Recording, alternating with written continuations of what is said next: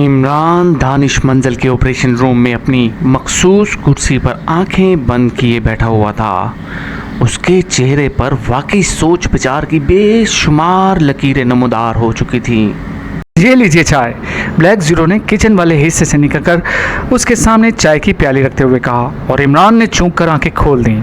Black zero दूसरी प्याली उठाए मेज़ की साइड पर घूमकर दूसरी तरफ अपनी मखसूस कुर्सी पर आकर बैठ गया।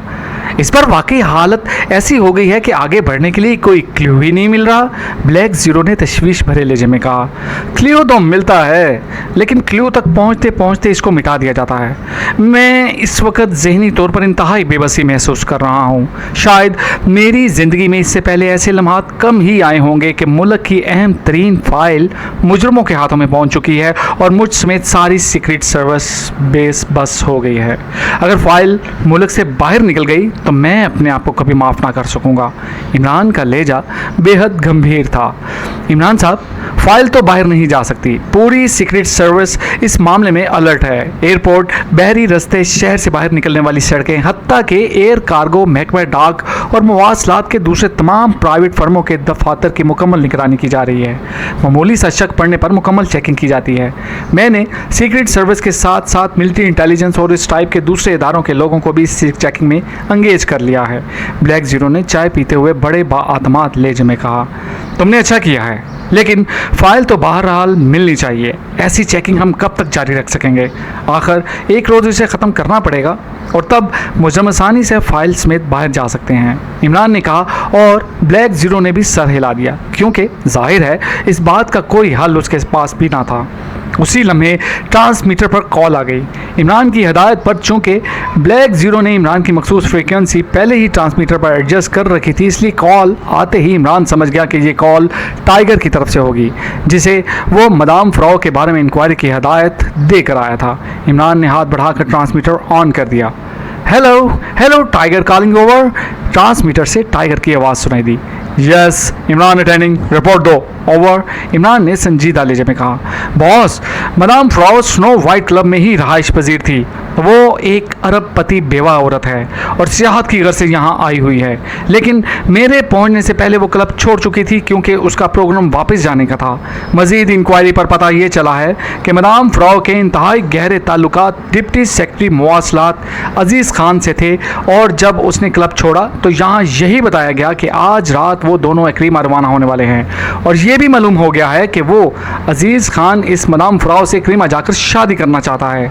इससे मुझे ख्याल आया कि शायद मदाम फ्राउ क्लब छोड़कर अजीज़ खान की कोठी में मुंतकिल ना हो गई हो।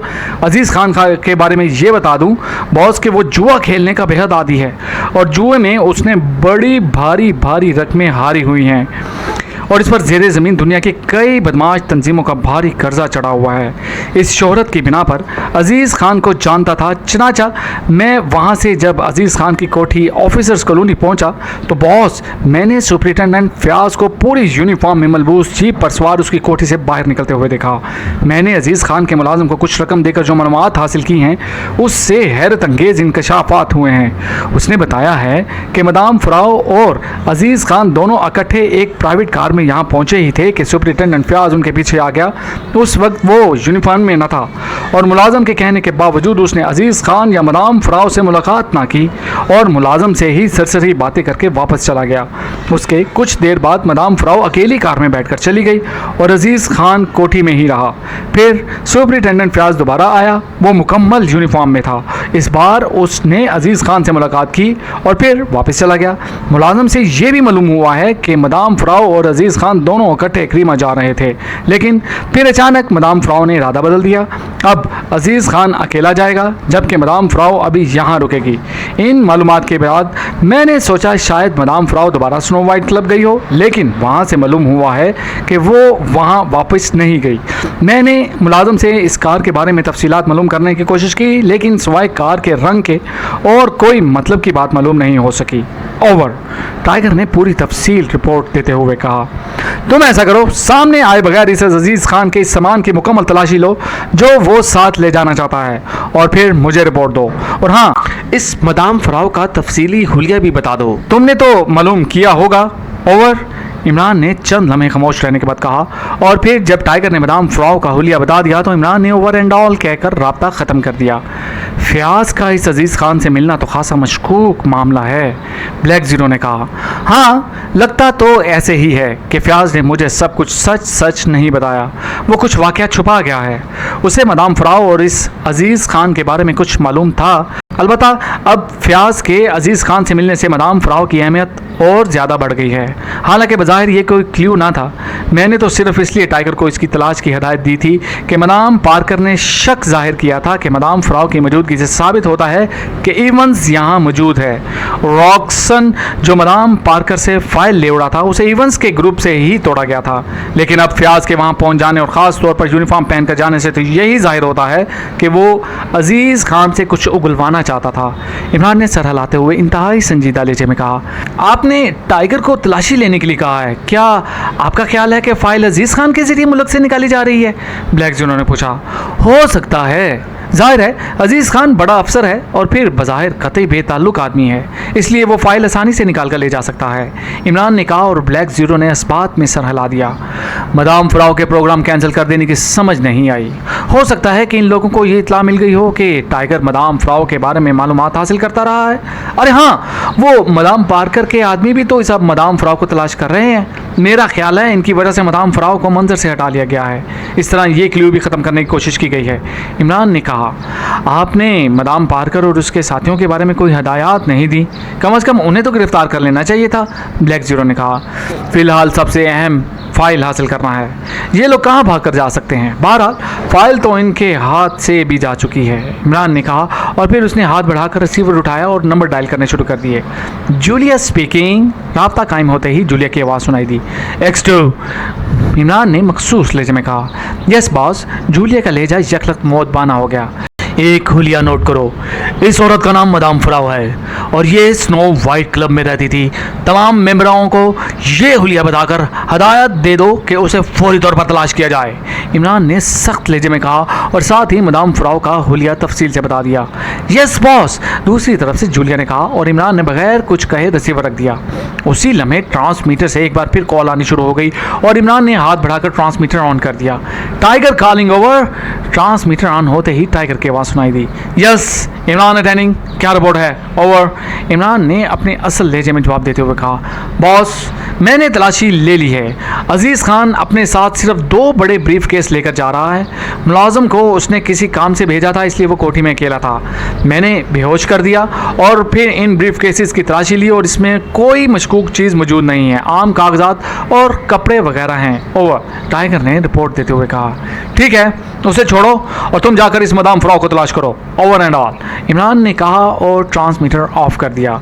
ब्लैक ज़ीरो, जूलिया को हदायत दे देना कि वो एयरपोर्ट पर मौजूद निगरानी करने वाले को अजीज़ खान के बारे में होशियार कर दें। इसकी ख़ास तौर पर तलाशी ली जाए। हो सकता है उसे फाइल जाते वक्त दी जाए और मदाम फ्राउ के बारे में भी हदायत दे देना। अगर वो वहाँ पहुँचे तो इसकी भी मुकम्मल तलाशी ली जाए, इमरान ने कहा और कुर्सी से उठकर खड़ा हो गया। ठीक है, लेकिन आप अब कहाँ जा रहे हैं? ब्लैक ज़ीरो ने पूछा। मैं इस फयाज को मज़ीद टटोलता हूँ, हो सकता है कोई क्लू मिल जाए, इमरान ने कहा और मुड़कर तेज़ तेज़ कदम उठाता हुआ दरवाजे की तरफ बढ़ गया। टेलीफोन की घंटी बजते ही इवंस ने हाथ बढ़ाकर रिसीवर उठा लिया। Yes Evans. इवंस का लहजा खासा सख्त था। रिचर्ड बोल रहा हूँ जनाब, एक इत्तला देनी थी। अजीज़ खान नज़रों में आ चुका है। दूसरी तरफ से आवाज़ सुनाई दी और इवंस बुरी तरह चौंक पड़ा। अजीज़ खान नज़रों में आ गया है? वो कैसे? किसकी नज़रों में आया है? इवंस ने तेज़ लहजे में पूछा। बॉस, मदाम फ्राउ को मैंने अजीज़ खान की कोठी में फ़ोन करके वापस बुला लिया था और मदाम फ्राउ के पहुंच जाने के बाद जब मैंने अपने एक साथी के साथ अजीज़ खान की कोठी में पहुंचा ताकि उसकी एयरपोर्ट तक मुकम्मल निगरानी की जाए और एयरपोर्ट पर उसे वो पैकेट दे दिया जाए जिसमें फ़ाइल होती, जिसकी बात उससे मदाम फ्राउ कर चुकी थी। लेकिन वहाँ जाकर मैंने देखा कि अजीज़ खान अपने कमरे में बेहोश पड़ा हुआ था और बॉस, उसके सामान की बड़ी माहिराना अंदाज में तलाशी भी ली गई थी। उसका मुलाजिम मौजूद ना था और जब वापस आया तो मैंने पुलिस ऑफिसर्स के तौर पर उससे पूछताछ की तो हैरत अंगेज इंकशाफात हुए हैं कि मदाम फ्राउ जब अजीज़ खान की कोठी में मौजूद थी उस वक्त इंटेलिजेंस का सुपरिटेंडेंट फयाज वहाँ पहुँचा था, लेकिन वो सिर्फ मुलाजम से पूछताछ करके वापस चला गया। फिर मदाम फ्राउ के वहाँ से जाने के बाद सुपरिटेंडेंट फयाज यूनिफॉर्म में दोबारा वहाँ पहुँचा, उसने अजीज़ खान से मुलाकात की और वापस चला गया। उसके बाद एक और मुकामी आदमी ने भी मुलाजम को रिश्वत देकर उससे मदाम फ्राउ के आने के जाने के सिलसिले में मालूमात हासिल की हैं। रिचर्ड ने तफसीली रिपोर्ट देते हुए कहा, ओह, इसका मतलब है कि फाइल बाहर जाने का ये स्कोप भी खत्म हो गया। ये लोग आखिर किस तरह हर उस सेटअप तक पहुंच जाते हैं जो हम फाइल बाहर निकालने के लिए तय करते हैं। एक मामूली सी फाइल का मुल्क से बाहर निकालना हमारे लिए अजाब बन गया है। मदाम फ्राउ किस वक्त कहाँ है? इवंस ने इंतहाई झल्लाए हुए लहजे में पूछा। बॉस, आपने तो कहा था कि मदाम फ्राउ को मैं अपने पास रखूं, लेकिन मैंने एहतियातन उसे पॉइंट एक्स पर जाने के अहकाम दे दिए थे, क्योंकि मदाम फ्राउ के ताकुब भी हो सकता था कि कोई आदमी हम तक पहुंच जाता। रिचर्ड ने जवाब दिया, गुड, इन हालात में तुम वाकई अक्लमंदी का काम लिया है, लेकिन मदाम फ्राउ अब मुकम्मल तौर पर नजरों में आ चुकी है और अब ये वाहिद ऐसा रास्ता रह गया है जो सीक्रेट सर्विस या इंटेलिजेंस को हम तक पहुंचने में मदद दे सकता है। मैं मदाम फ्राउ को हलाक ना करना चाहता था, लेकिन अब ये ज़रूरी हो गया है, और साथ ही इस अजीज़ खान का भी खात्मा कर दो। इवंस ने होंठ बेचते हुए कहा, तो क्या बॉस मदाम फ्राउ को हलाक कर दिया जाए? रिचर्ड के लहजे में शदीद हैरत थी। हाँ, अब इसके सिवा और कोई चारा नहीं है। अब यही हो सकता है कि हम कुछ दिनों तक के लिए मुकम्मल तौर पर कैमोफ्लाज होकर बैठे रहें। सख्त निगरानी कब तक हो सकेगी? इसके बाद हम आसानी से फाइल निकाल कर ले जा सकेंगे। मैं पार्टी को कॉल करके कह देता हूँ कि वो अभी इंतज़ार करे, लेकिन अगर मदाम फ्राउ जिंदा रही तो ये शैतान उसका खोज यकीनन निकाल लेंगे, और मदाम फ्राउ उनके हाथ लग गई तो फिर वो तुम्हें और मुझे सबको ढूंढ निकालेंगे। अगर मदाम फ्राउ को ख़त्म कर दिया जाए तो फिर हम सब मुकम्मल तौर पर महफूज हो जाएंगे। इवंस ने वजाहत करते हुए कहा, ठीक है बॉस, वाकई इन हालात में ये ज़रूरी है। हुक्म की तामील होगी, अजीज़ खान का भी खात्मा कर दिया जाएगा। रिचर्ड ने जवाब दिया और इवंस ने तवील सांस लेते हुए रिसीवर रख दिया, लेकिन अब उसके चेहरे पर एक बार फिर शदीद उलझन के आसार उभर आए थे। ये शैतानी रूहें हर जगह पहुंच जाती हैं, न जाने उन्हें कैसे पता चल जाता है, इवंस ने बुड़बुड़ाते हुए कहा, और फिर चंद लम्हे वो कुर्सी की पुश्त से सर टिकाकर कुछ सोचता रहा। फिर अचानक वो सीधा हुआ और उसने हाथ बढ़ाकर रिसीवर उठा लिया और इंक्वायरी के नंबर डायल करने शुरू कर दिए। Yes, inquiry please. चंद लम्हों बाद इंक्वायरी ऑपरेटर की आवाज़ सुनाई दी, सुनिए, मैं गैर मुल्की हूँ और पहली बार यहाँ बिजनेस के सिलसिले में आया हूँ। मैंने यहाँ अपने एक दोस्त को तलाश करना है। उसका नाम कार्लस एडवर्ड है, एक्रीमियन है, लेकिन काफ़ी अरसे से यहाँ रह रहा है। कई साल पहले वो यहाँ एक क्लब वाइट स्टार का मैनेजर रहा है, लेकिन अब मालूम हुआ है कि वो क्लब वापस ख़त्म हो चुका है। क्या आप कार्लस एडवर्ड की तलाश में मेरी मदद कर सकते हैं? इवंस ने बड़े मिन्नत भरे लहजे में कहा। कार्लस एडवर्ड, एक मिनट चला, मैं चेक करता हूँ। दूसरी तरफ से ऑपरेटर का जवाब सुनाई दिया और इवंस खामोश बैठा रहा। हेलो सर, कार्लस एडवर्ड के नाम पर ब्राह रास्त फ़ोन तो नहीं है। मैं आपको एक टिप दे सकता हूँ। मेरे एक दोस्त का वालिद वाइट स्टार में सुपरवाइज़र रहा है। उनका नाम मुनीर फ़ारूकी है। वो इस वक्त ग्रीन होटल के मैनेजर हैं। आप उनसे बात कर लें, हो सकता है वो आपके दोस्त को जानते हों। ऑपरेटर ने जवाब दिया। वो शायद इवंस को परदेसी समझकर इसकी पूरी मदद करना चाहता था। ओह, बहुत बहुत शुक्रिया, इस होटल का नंबर बता दें। इवंस ने मुसरत भरे लहजे में जवाब दिया, और जब ऑपरेटर ने नंबर बताया तो उसने इसका शुक्रिया अदा किया और फिर क्रेडल दबाकर उसने वो नंबर डायल कर दिया। Green hotel. राब्ता कायम होते ही दूसरी तरफ से जवाब मिला। मैनेजर मुनीर फ़ारूकी साहब से बात करवा दें, मेरा नाम अल्बर्ट है। इवंस ने कहा। यस सर, होल्ड ऑन करें, दूसरी तरफ से कहा गया, और चंद लम्हों बाद रिसीवर पर एक अजनबी आवाज़ उभरी। Hello Munir Farooqui, manager green hotel बोल रहा हूँ। बोलने वाले का लहजा कारोबारी था। मुनीर फ़ारूकी साहब, मेरा नाम अल्बर्ट है और मैं एक्रीमा से आया हूँ। मैंने अपने एक पुराने दोस्त कार्लस एडवर्ड से मिलना है, लेकिन मुझे उनका पता मालूम नहीं है। अलबत्ता वो पहले वाइट स्टार में मैनेजर रहे हैं। आपके मुतालिक मुझे टिप मिली है कि आप भी इस वाइट स्टार में मुतल्लिक रहे हैं। अगर आप मेरी रहनुमाई कर सकें तो मेहरबानी होगी। इवंस ने कहा। जी हाँ, कार्लस एडवर्ड आजकल विक्ट्री क्लब के मालिक हैं, आप वहाँ फ़ोन कर लें, मैनेजर मुनीर फरूकी ने कहा और साथ ही उसने विक्ट्री क्लब का नंबर भी बता दिया। इवंस ने उसका शुक्रिया अदा किया और क्रेडल दबाकर विक्ट्री क्लब का नंबर डायल करना शुरू कर दिया। उसकी आंखों में चमक उभर आई थी। Victory club. राब्ता कायम होते ही एक और आवाज़ उभरी, कार्लस एडवर्ड साहब से बात करवाएं, मैं उनका पुराना दोस्त बोल रहा हूँ, नाम मैं उन्हें खुद बताऊंगा। इवंस ने कहा, जी बेहतर, होल्ड करें। दूसरी तरफ से कहा गया और चंद लम्हों बाद एक भारी सी आवाज़ सुनाई दी, कार्लोस एडवर्ड स्पीकिंग, कौन साहब बात कर रहे हैं? बोलने वाले के लहजे में हैरत थी। इवंस बोल रहा हूँ, ऑस्कर इवंस। याद आ गया या डार्क नाइट का हवाला दूँ?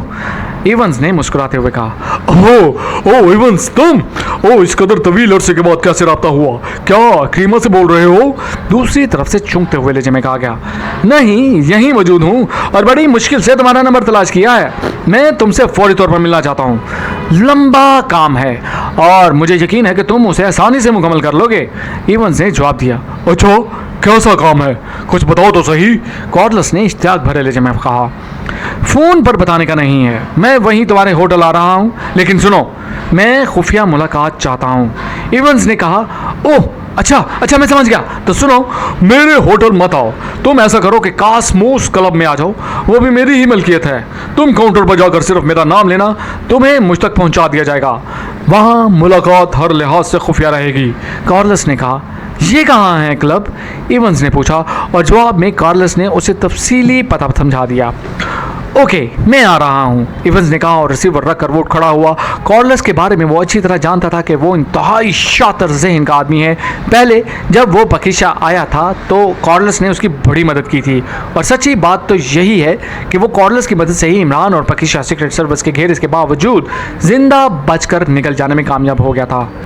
उसने यहाँ आकर पहले उसी के मुतालिक मालूमात हासिल करने की कोशिश की थी, लेकिन जब उसे पता चला कि वाइट स्टार क्लब की ही ख़त्म हो चुका है तो उसने मज़ीद इंक्वायरी करने की कोशिश ना की और टॉम को इंगेज कर लिया था। लेकिन अब जब फाइल को यहाँ से निकालने का हर रास्ता मसदूद हो गया और उसे इंतहाई अहम साथी मदाम फ्राउ तक को कत्ल करने का हुक्म देना पड़ा तो उसे कार्लस एडवर्ड फिर याद आ गया, क्योंकि उसे यकीन था कि कार्लस एडवर्ड पहले की तरह इस बार भी उसकी ज़रूर मदद करेगा और वो उसकी मदद से फाइल आसानी से निकाल कर ले जाने में कामयाब हो जाएगा, क्योंकि इस ज़माने में भी कार्लस एडवर्ड के ज़ेरे ज़मीन दुनिया में हाथ बेहद लंबे थे। हालांकि इस वक्त वो सिर्फ मैनेजर था, अब जबकि एक होटल और एक क्लब का भी मालिक बन चुका है, अब तो जाहिर है उसका असर रसूख और ज़्यादा बढ़ चुका होगा। चुनाचे उसे ज़हनी तौर पर मुकम्मल यकीन हो गया कि कार्लस अब उसका काम आसानी से कर देगा। वो तेज़ी कदम उठाता कमरे से बाहर आया, फिर एक राहदारी से गुजर कर वो बाहर पोर्च में आ गया। यहाँ एक कार मौजूद थी। चंद लम्हों बाद वो कार में बैठा कोठी से बाहर निकल गया। चूंकि वो शुरू से ही खुफिया रहकर फाइल हासिल करने का प्लान बनाकर आया था, इसलिए आते हुए उसने एक नया मुस्तकिल मेकअप कर लिया था और इस मेकअप में ही उसने तमाम कागजात तैयार कराए थे। इस मेकअप में उसका नाम जॉन्स था और कागजात की रूह से वो एक अदीब था और यहाँ आमद का मकसद पकीशा पर एक किताब लिखना था। उसने यहाँ का राब्ता कोठी इस टाउन से हासिल की थी और शुरू से यहाँ अकेला रहता था। सिर्फ रिचर्ड को मालूम था कि वो इवंस है और यहाँ रहता है, बाकी उसके अपने ग्रुप तक को इल्म ना था कि वो कहाँ और किस नाम से रहता है। ज़रूरत के वक्त वो रिचर्ड वाले के दफ्तर में जाता, उसके साथ यहाँ वो अकेला ही रहता था। थोड़ी देर बाद वो कॉसमोस क्लब पहुंच गया और क्लब कुछ ज़्यादा बड़ा ना था, अलबत्ता यहाँ आने जाने वालों में ज़्यादातर तादाद गैर मुल्कियों की थी, इसलिए इवंस मुतमिन हो गया कि यहाँ उसे चेक ना किया जा सकेगा।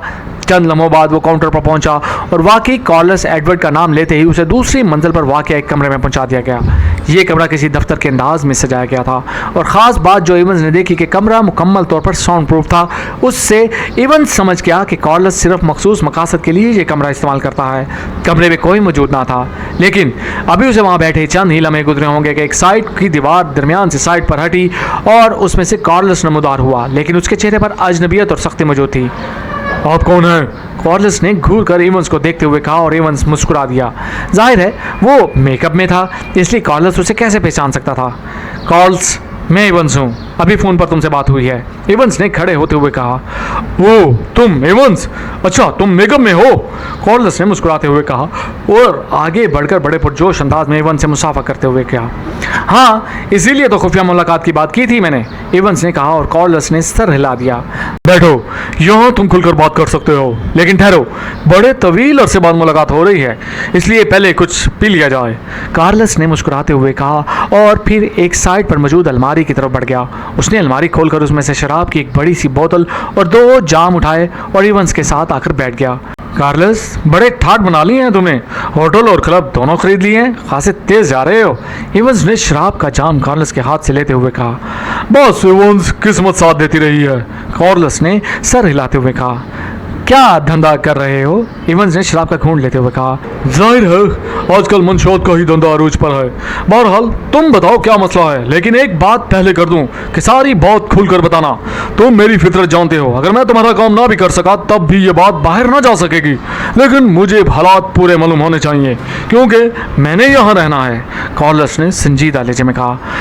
मुझे मालूम है, सुनो, एक तंजीम यहाँ आई जिसकी लीडर मदाम पार्कर है। इस तंजीम का नाम वाइट कैट है। इसका मकसद यहाँ से एक अहम तरीन फाइल हासिल करना था। मुझे इत्तला मिल गई और मैंने एक और पार्टी से इस फाइल का सौदा कर लिया। चूँकि मैं यहाँ पहले आ चुका था, इसलिए मुझे यहाँ की सीक्रेट सर्विस की कारकर्दगी का पूरी तौर पर इल्म था। इसलिए इस बार मैंने बिल्कुल नई गेम खेली कि खुद फाइल हासिल करने के बजाय अपने ख़ास आदमी वाइट कैट तक पहुँचा दिए। वाइट कैट ने बड़ी जदोजहद करके फाइल हासिल कर ली। उन्होंने इस सिलसिले में यहाँ की सेंट्रल इंटेलिजेंस के सुपरिटेंडेंट फ्याज को अलाकार बनाया था। इवंस ने कहा। सुपरिटेंडेंट फ्याज? ओह, वो कैसे अलाकार बन गया? वो ऐसा आदमी तो नहीं है, मैं उसे अच्छी तरह जानता हूँ, कार्लस ने चूक कर हैरत भरे लहजे में कहा। मुझे तफसीलात का इल्म नहीं। बहरहाल सुपरिटेंडेंट फ्याज ने वो फाइल वाइट कैट के हवाले की तो मेरा आदमी जो वाइट कैट की मदाम पार्कर का दस्ते रास्त बना हुआ था, उसने उसे चुराकर मेरे पास पहुंचा दिया। मैंने उसके लिए एक सेटअप किया था और यहाँ के एक आदमी टॉम को दरमियानी आदमी के तौर पर रखा हुआ था। टॉम के जरिए वो फाइल मुझ तक पहुंच गई और मैंने सारे क्लू खत्म करने के लिए अपने आदमी और टॉम दोनों को ख़त्म कर दिया। इवंस ने कहा। ओह, तो टॉम के क्लब में बम का धमाका तुमने करवाया था? कोल्स ने एक बार फिर हैरत भरे लहजे में चौंक कर पूछा। हाँ, आगे सुनो, इवंस ने कहा और फिर उसने इस फाइल को बाहर निकालने की कोशिश की पूरी तफसील भी बता दी और आखिर यहाँ तक बता दिया कि उसे अपनी एक अहम तरीन साथी मदाम फ्राउ को भी ख़त्म करना पड़ा। इसका मतलब है कि पकीशा सीक्रेट सर्विस मुसलसल इस फाइल के पीछे है। तुम्हारा ख्याल ठीक है, उन्होंने लाजमन मुकम्मल निगरानी का जाल भिला रखा होगा, मैं जानता हूँ उन्हें, कार्लस ने सर हिलाते हुए कहा। ये हैं शुरू से अब तक सारे हालात और अब मैं तुम्हारे पास इसलिए आया हूँ इसके इस फाइल को बहिफाजत निकालने में मेरी मदद करो। लेकिन ये सुन लो कि मैं फ़ाइल तुम्हारे हवाले नहीं कर सकता, तुमने मुझे भी इस फाइल समेत यहाँ से बाहर निकालना होगा। मुआवजा तुम जो चाहो ले लो, लेकिन काम बिल्कुल साफ होना चाहिए, इवंस ने इंतहाई संजीदा लहजे में कहा। इसका मतलब है कि तुम्हारे मुतालिक अभी तक सीक्रेट सर्विस और इंटेलिजेंस को कोई भी नहीं जानता, इसके बावजूद तुम इस कदर खौफजदा क्यों हो? तुम्हारे कागजात बिल्कुल असली हैं, तुम इत्मीनान से फाइल लेकर यहाँ से निकल सकते हो, कार्लस ने मुंह बनाते हुए कहा। मैं तो निकल सकता हूँ, फाइल नहीं निकल सकती। तुम इन लोगों की चेकिंग को नहीं समझ सकते, ये लोग बाल की खाल उतारते हैं और मुझे रिपोर्ट मिली है कि यहाँ इंतहाई जदीद तरीन मशीनों से चेकिंग की जा रही है। असल मसला तो फाइल का निकालना है, इवंस ने जवाब दिया। तुम कहाँ जाना चाहते हो? कार्लस ने चंद लम्हे खामोश रहने के बाद पूछा। फिलहाल तो इस मुल्क से निकलना चाहता हूँ, इसके बाद कोई परेशानी ना होगी, इवंस ने जवाब दिया। ओके, कब जाना है चाहते हो? कार्लस ने कहा। जिस कदर जल्द मुमकिन हो सके, लेकिन ये देख लो खतरा 1% भी नहीं होना चाहिए, इवंस ने कहा। फिक्र मत करो, 1% तो क्या 1% का 1000वां हिस्सा भी खतरे का इम्कान नहीं है, लेकिन मुआवजा 10 लाख रुपए होगा और वो भी कैश, कार्लस ने कहा। मुझे मंजूर है, इवंस ने फौरन ही जवाब दिया। ओके, 2 घंटों बाद रकम के बैग समेत बंदरगाह पर वाक़या होटल सी व्यू के बरामदे में मौजूद एक पब्लिक बूथ पर पहुंचकर वहां से एक नंबर डायल करना। जब दूसरी तरफ से रिसीवर उठा लिया जाए तो तुम कहना कि ब्लैक वुल्फ से मिलना है। इस पर तुम्हें एक कोड बता दिया जाएगा। तुम बूथ से बाहर निकलना आना और वहां आगे एक बुक स्टॉल पर रुक जाना। स्याह रंग की कार वहां बुक स्टॉल पर पहुंचेगी और एक आदमी बुक स्टॉल पर आकर अपना अखबार खरीद कर बुक स्टॉल वाले को 1000 रुपये का नोट देगा जाहिर है बुक स्टॉल वाले के पास चेंज ना होगा, तो तुम चेंज देने की ऑफर करना। वो आदमी जब तुम्हारी तरफ मुतवज्जा हो तो तुम उसे चेंज देने के साथ ही अपना बैग उठाकर उस तरफ को चल पड़ना जिधर कार मौजूद होगी। वो तुमसे कोड पूछेगा, तुम उसे वो मखसूस कोड बता देना, उस पर वो तुम्हें अपनी कार में बिठाएगा और एक ख़ास जगह पहुंचाकर मखसूस हदायत दे देगा। रकम का बैग उसी आदमी के हवाले कर देना। इसके बाद तुम्हें समुंदर के रास्ते मुल्क की सरहद पार कराकर हमसाया मुल्क काफिरिस्तान की सरहद पर पहुंचा दिया जाएगा। कॉर्लिस ने तवील हदायत देते हुए कहा और साथ ही वो नंबर भी बता दिया जो उसने पब्लिक फ़ोन बूथ से डायल करना था। इस कदर पुसरारियत की क्या ज़रूरत है कॉल्स? इवंस ने हैरान होकर पूछा। सुनो इवंस, मैं किसी तरह भी बज़ाहिर तुम्हारे मामले में मुलव्वस नहीं होना चाहता, क्योंकि इस तरह मैं पकीशा सीक्रेट सर्विस और इंटेलिजेंस की नज़रों में आ सकता हूँ, और अगर एक बार मैं उनकी नज़रों में आ गया तो फिर मेरा यहाँ रहना महाल हो जाएगा। कॉर्लिस ने कहा, इसका मतलब है कि मेरा काम तुम खुद करने की बजाय किसी में लगाना चाहते हो? इवंस ने होंठ चबाते हुए पूछा। नहीं, ये सारा सेटअप अब मेरा अपना है, सिर्फ मैं खुद सामने ना आऊंगा। तुम फिक्र मत करो, तुम्हारा बाल भी बिकाना होगा और तुम्हारा काम भी हो जाएगा। मैं शायद 10 लाख में भी ये काम ना करता, क्योंकि 10 लाख रुपए आजकल मेरे लिए कोई हसीयत नहीं रखते, लेकिन तुमसे देरीना ताल्लुकात की बराबर मैंने हामी भर ली है और ये 10 लाख रुपए सिर्फ अखराजात के लिए मैं ले रहा हूँ। कॉर्लिस ने जवाब दिया। देखो कॉर्लिस, कोई गड़बड़ ना हो जाए, इवंस ने मुतज़ब्ज़ब लेते में कहा। अगर तुम्हें मुझ पर इत्मीनान नहीं है तो ठीक है, बात खत्म। तुम अपने तौर पर जो कोशिश करना चाहो कर लो, वैसे मेरी तरफ से बेफिक्र रहो, ये बात मेरे सीने से बाहर ना जा सकेगी। कॉर्लिस ने बुरा सा मुंह बनाते हुए कहा। ओह, ये बात नहीं कॉर्लिस, अगर मुझे तुम पर इत्मीनान ना होता तो जाहिर है मैं इस कदर तवील तहकीक के बाद तुम तक क्यों पहुंचता। 10 लाख रुपए देकर तो मैं किसी भी जरिए से यहाँ निकल जाता। मेरे लिए रकम या यहाँ से निकलने का मसला इस कदर अहम नहीं है जिस कदर अहमियत एतमाद की है, इवंस ने कहा। तुम कतई बेफिक्र रहो इवंस, तुमने मुझ पर इत्मीनान किया है तो मैं भी तुम्हारे इस इत्मीनान पर पूरा उतरूंगा। कॉर्लिस ने इवंस की कंधे पर थपकी देते हुए कहा। ओके, अब ये बता दो कि क्या कागजात वगैरह मुकम्मल तौर पर साथ हों या? इवंस ने मुस्कुराते हुए और मुतमिन लहजे में कहा। अरे नहीं इवंस, कागजात वगैरह की कोई ज़रूरत नहीं है, मेरा काम बिल्कुल ही साफ सुथरा होता है। तुम खुद देखोगे तो हैरान हो जाओगे, तुम्हारी तरफ कोई आंख उठाकर भी नहीं देखेगा। तुम बेफिक्र हो, बस मेरी हदायत का ख्याल रखना। कॉर्लिस ने कहा। ओके ठीक है, मेरी तरफ से कोई कोताही ना होगी, अब मुझे इजाज़त, इवंस ने कहा और उठ खड़ा हुआ और फिर कॉर्लिस से हाथ मिलाकर और वो मुड़ा और कमरे का दरवाज़ा खोलकर बाहर निकल आया। अब उसके चेहरे पर खासा इत्मीनान मौजूद था। चनांचे कार लेकर वो थोड़ी देर बाद वापस अपनी कोठी में पहुंच गया। फाइल और रकम चूंकि उसने अपनी तहवील में रखी हुई थी, इसलिए वो मुकम्मल तौर पर मुतमिन था कि वक़्त पर सी व्यू पहुँच जाएगा। उसने ये भी फैसला किया था कि रिचर्ड और दूसरे साथियों से भी इसको खुफिया रखेगा और मुल्क से बाहर जाकर वो रिचर्ड से रब्ता करेगा ताकि किसी किस्म की गड़बड़ का कोई ज़रा बराबर भी इम्कान बाकी ना रहे।